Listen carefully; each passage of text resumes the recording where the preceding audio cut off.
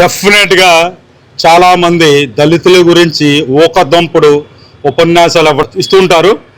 అయితే మాటలతో కాదు చేతలతో చేసి చూపించిన ఏకైక నాయకుడు మా పవన్ కళ్యాణ్ గారు. ఎప్పుడు ఏ రోజు లేనటువంటి మన పిఠాపురంలో మార్కెట్ యార్డ్ చైర్మన్ కింద ఒక ఎస్సీ మహిళని ఇవ్వడం, ఆయనకి ఎస్సీ దళితుల పట్ల ఉన్న ప్రేమాభిమానాలకి అది ఒక తార్కాణం కింద కనిపిస్తుంది. ఇంకా మున్ముందు చాలామందికి అయితే అణగారిన వర్గాలకైతే చాలా అవకాశాలు అయితే కల్పిస్తారు. ఆ విధంగా అంబేద్కర్ గారి ఆశయాలను ముందుకు తీసుకెళ్లే వ్యక్తి పవన్ కళ్యాణ్ గారు అని మాత్రం చాలా గట్టిగా జనాలు అనుకుంటున్నారు. అదేవిధంగా దళితుల్లో కూడా ఒక రకమైన అలా ఆలోచన తీరులో ఒక మార్పు రావడానికి ఇలాంటి సంఘటనలే తీసుకుంటాయని చెప్పేసి చెప్తున్నాను. థ్యాంక్ యూ అండి. Thank you.